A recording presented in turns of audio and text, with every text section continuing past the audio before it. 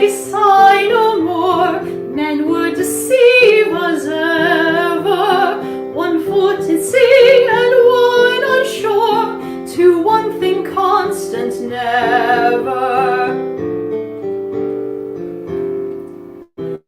Then sigh not so, but let them go, and be you blithe and bonny, converting all your sounds of woe into hey, nonny, nonny.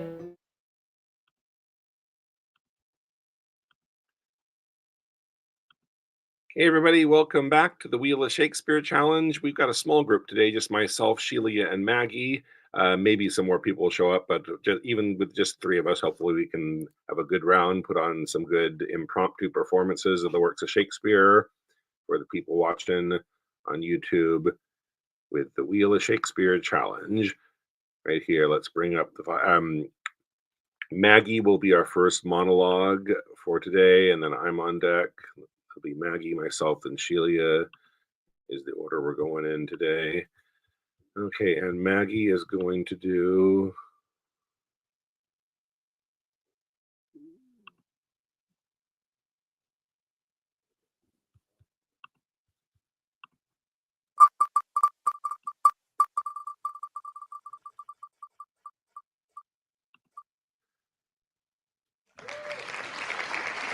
Pandarus. That's the epilogue to Troilus and Cressida.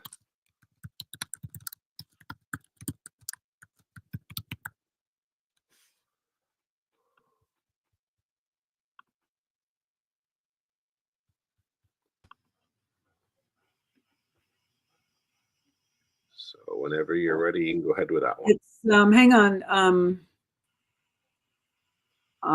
Yes. Okay. So a goodly medicine. Yes, that one. Okay.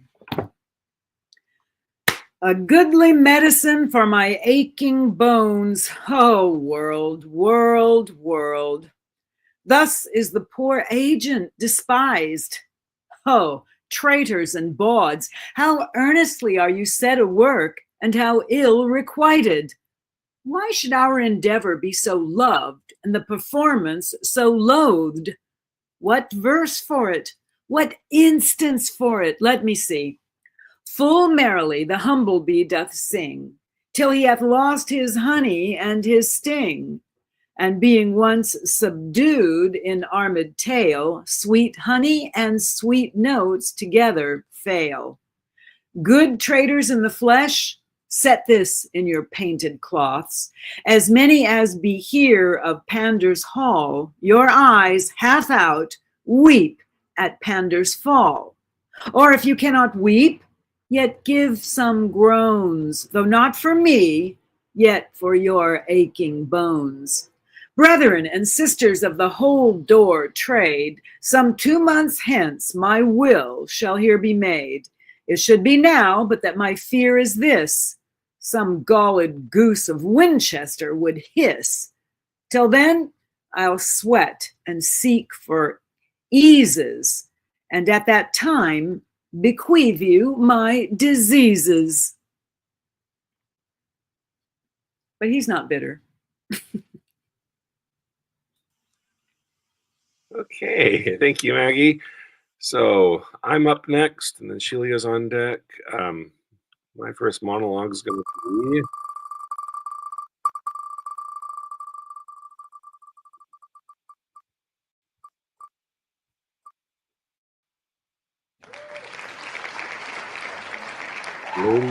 lay down, lay down.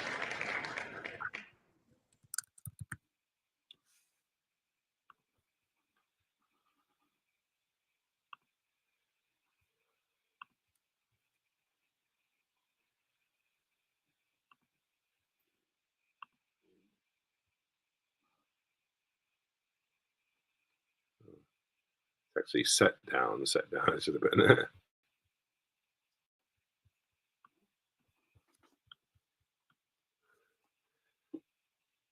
Sit down, your honorable load, if honor may be shrouded in a hearse, whilst I awhile obsequiously lament the untimely fall of virtuous Lancaster.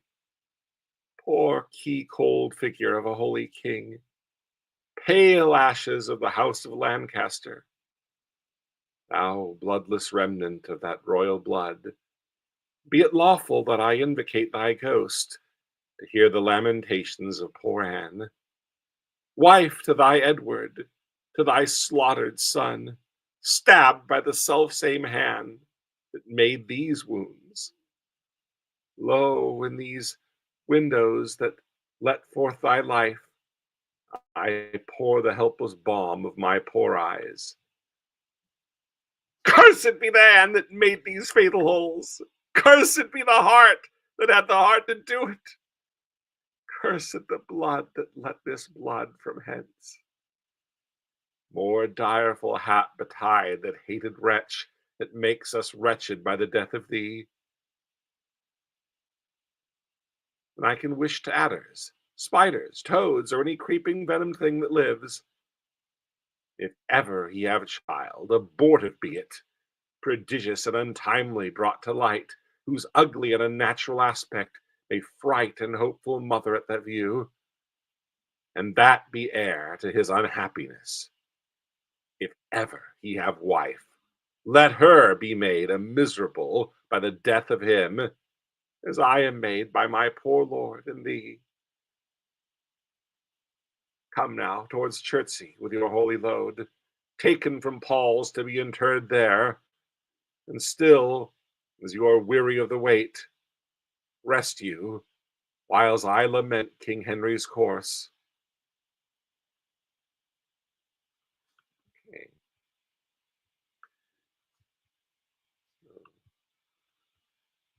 Celia, you're up. Yes. And you will be doing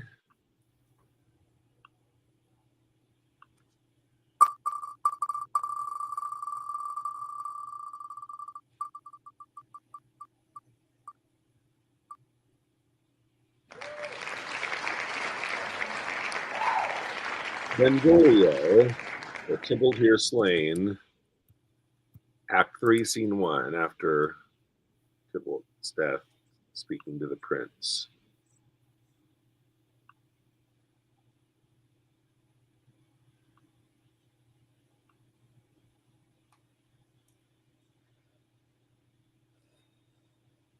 Okay.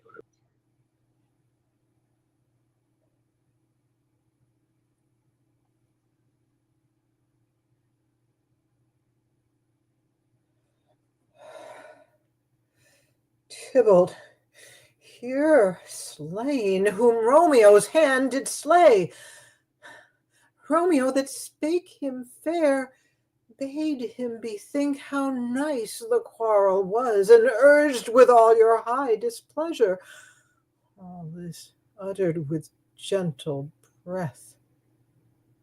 Come, look, knees humbly bowed, could not take truce with the unruly spleen of Tybalt, deaf to peace, but that he tilts with piercing steel at bold Mercutio's breast, who all as hot turns deadly point to point, and with a martial scorn with one hand beats cold death aside, and with the other sends it back to Tybalt, whose dexterity retorts it. Romeo, he cries aloud, hold, friends, friends, part!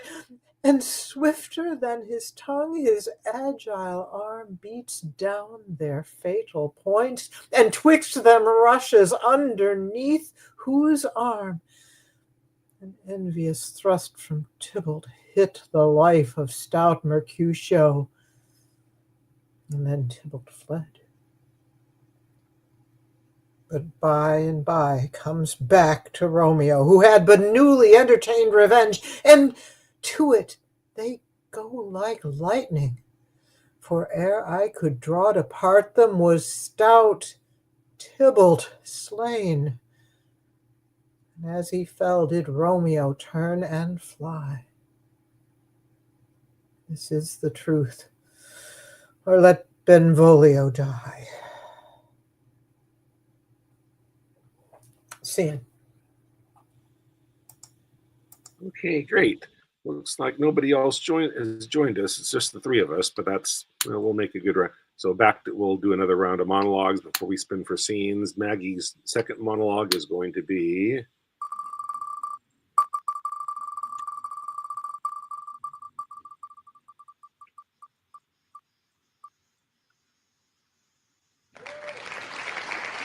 Erroneous. I actually have this in a production I'm in as a more almost like a joke, and oh, really? But and I usually have the page open, but I just had shut it, so I'm sorry. Give me just a second here. Shakespeare. I should just know it, but you know, when you have witnesses, sometimes things go out of your head. All right. Yeah. I'm sorry, I'm not looking at it. What act and scene? Act 1, Scene 3. Yet here they are. Okay. Yes, I know it. Okay. Yeah, okay. Yet here, Laertes, aboard for shame. The wind sits in the shoulder of your sail, and you are stayed for. There, my blessing with thee, and these few precepts in thy memory, see thou character. Give thy thoughts no tongue, nor any unproportioned thought his act. Be thou familiar, but by no means vulgar. Those friends thou hast, and their adoption tried, grapple them to thy soul with hoops of steel. But do not dull thy palm with entertainment of each new-hatched, unfledged comrade. Beware of entrance to a quarrel, but being in it, bear it that the opposed may beware of thee. Give every man thy ear, but few thy voice. Take each man's censure, but reserve thy judgment. Costly thy habit as thy purse can buy, but not expressed in fancy. Rich, not gaudy. For the apparel oft proclaims the man, and they in France of the best rank and station are of a most select and generous chief in that. Neither a borrower nor a lender be, for the loan oft loses both itself and friend, and borrowing dulls the edge of husbandry. This, above all, to thine own self be true, and it must follow as the night the day. Thou canst not then be false to any man. Farewell. My blessing, season this in thee. Thank you. Okay, thanks, Maggie. Okay, back to me, and then Sheila, and then we'll spin for scenes. So my next monologue is going to be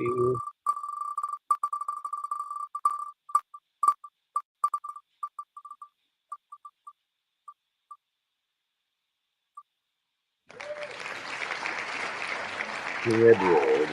And I have tuned.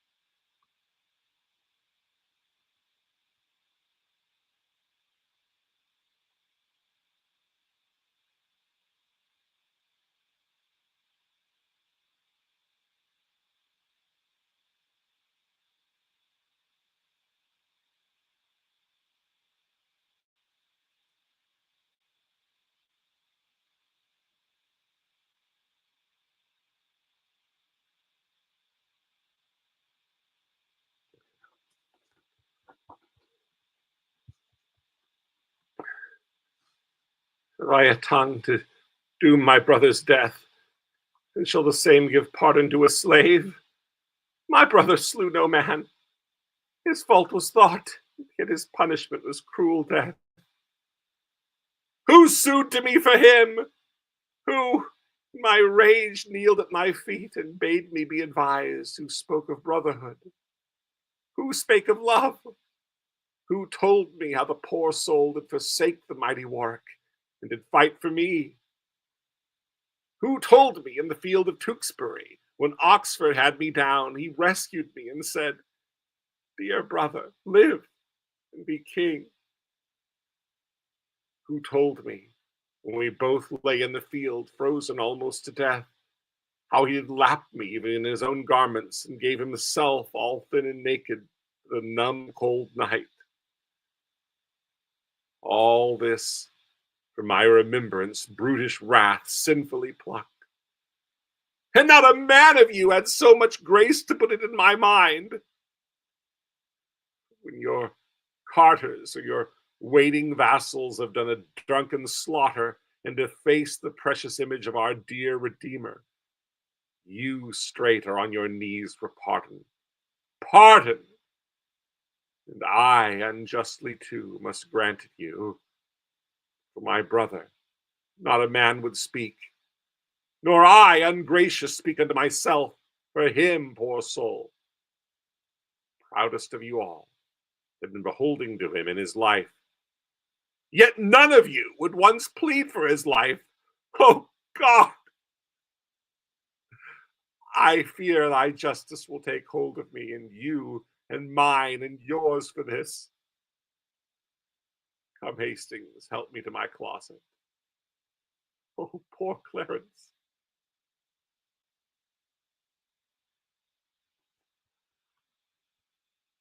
Okay. Our last monologue before we spin for scenes will be Sheila, and she's going to do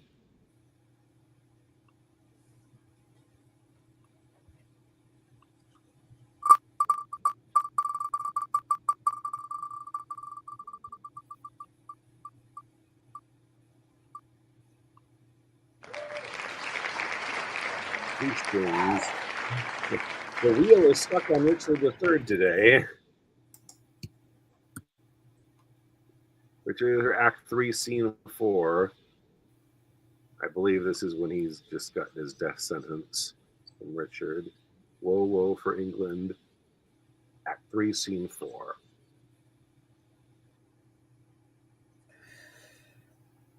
Woe. Woe for England, not a whit for me. For I, too fond, might have prevented this. Stanley did dream the boar did raise his helm, but I disdained it and did scorn to fly. 3 times today my footcloth horse did stumble and startled when he looked upon the tower, as loath to bear me to the slaughterhouse.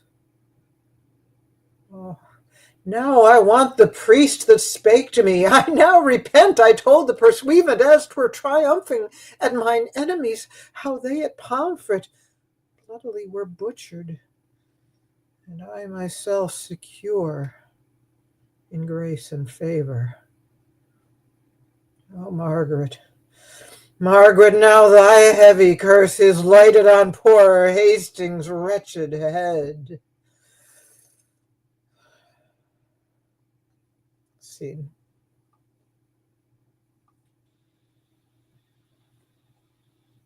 Okay. Thank you for the work on monologues, everybody. Now let's see what scenes the wheel is going to give us. First we have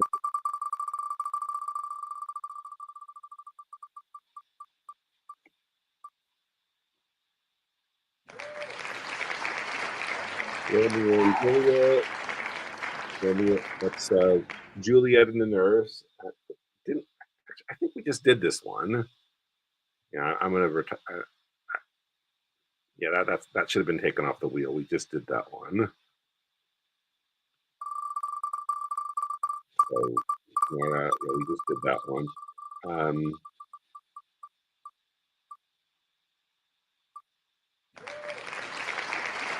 Much Ado About Nothing. Hero and Ursula, Act 3, Scene 1.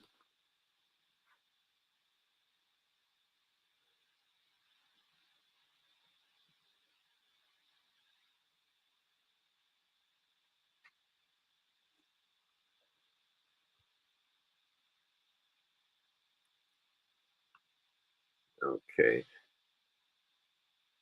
And so there's only three of us. So the choices will be Hero, Ursula, or do one more monologue.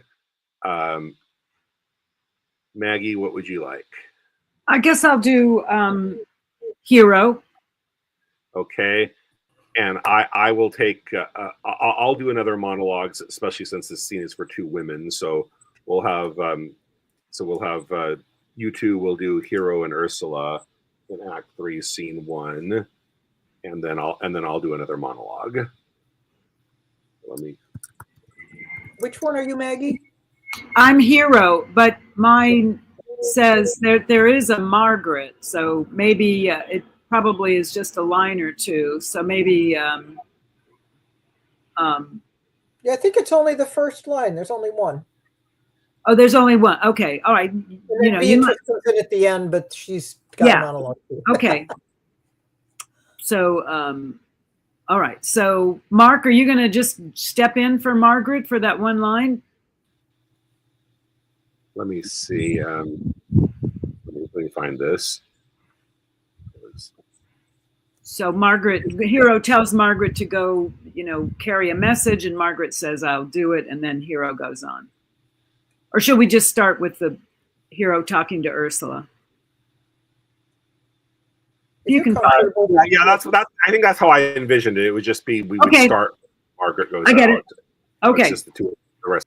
All right.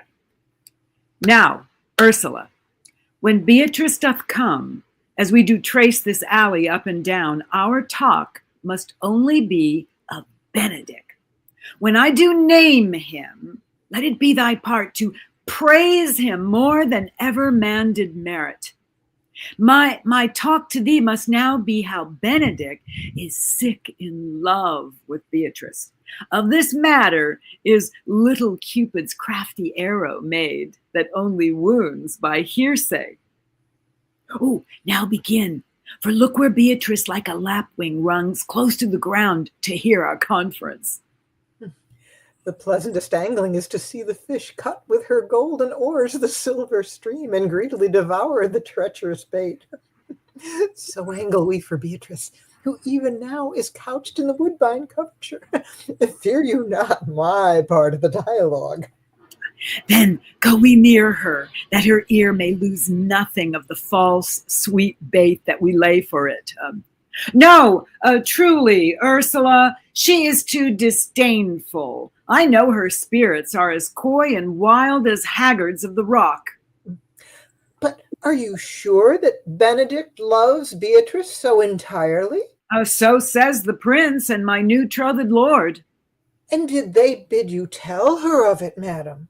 They did entreat me to acquaint her of it, but I persuaded them, if they loved Benedick, to wish him wrestle with affection and never to let Beatrice know of it. Why did you do so? Doth not the gentleman deserve as full, as fortunate a bed as ever Beatrice shall couch upon? Oh, God of love, I know he doth deserve as much as may be yielded to a man. But nature never framed a woman's heart of prouder stuff than that of Beatrice. Disdain and scorn ride sparkling in her eyes, misprizing what they look on, and her wit values itself so highly that to her all matter else seems weak. She cannot love, nor take no shape nor project of affection. She is so self-endeared. Sure, I think so, and therefore certainly it were not good she know his love, lest she make sport at it. Why, you speak truth. I never yet saw a man, how wise, how noble, young, how rarely featured, but she would spell him backward. If fair-faced, she would swear the gentleman should be her sister. If black, why, nature, drawing of an antic, made a foul blot. If tall, a lance ill-headed. If low, an agate very vilely cut. If speaking, why, a vein blown with all winds. If silent, why, a block moved with none. So turns she every man the wrong side out, and never gives to truth and virtue that which simpleness and merit purchaseth. Sure, such carping is not commendable. No, not to be so odd and from all fashions as Beatrice is cannot be commendable. But who dare tell her so? If I should speak, she would mock me into air. Oh, she would laugh me out of myself, press me to death with wit. Therefore, let Benedick, like covered fire, consume away in sighs, waste inwardly. It were a better death than die with mocks, which is as bad as die with tickling. Yet tell her of it, hear what she will say. No, rather will I go to Benedick and counsel him to fight against his passion. And truly I'll devise some honest slanders to stain my cousin with. One doth not know how much an ill word may empoison liking. Oh, do not do your cousin such a wrong. She cannot be so much without true judgment, having so swift and excellent a wit as she is prized to have, as to refuse so rare a gentleman as Signor Benedict. He is the only man of Italy, always excepted my dear Claudio. I pray you, be not angry with me, madam, speaking my fancy. Signor Benedict, for shape, for bearing, argument, and valor, goes foremost in report through Italy. Indeed, he hath an excellent good name. His excellence did earn it ere he had it. When are you married, madam? Why, every day, tomorrow. Come, go in. I'll show thee some attires, and have thee counsel which is the best to furnish me tomorrow. She's limed, I warned you. We have caught her, madam. If it prove so, then loving goes by haps. Some Cupid kills with arrows, some with traps. That's cute. that was great, you two. Thank you. Okay, so we'll close today's short round with me doing one more monologue, and the monologue that's going to close it off will be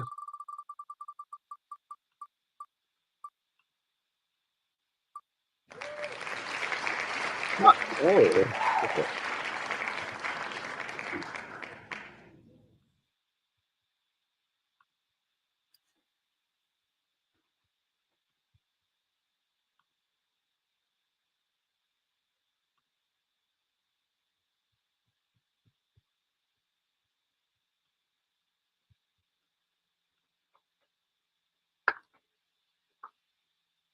If we shadows have offended, think but this, and all is mended. That you have but slumbered here, while these visions did appear. And this weak and idle theme, no more yielding, but a dream. Gentles, do not reprehend, if you pardon, we will mend.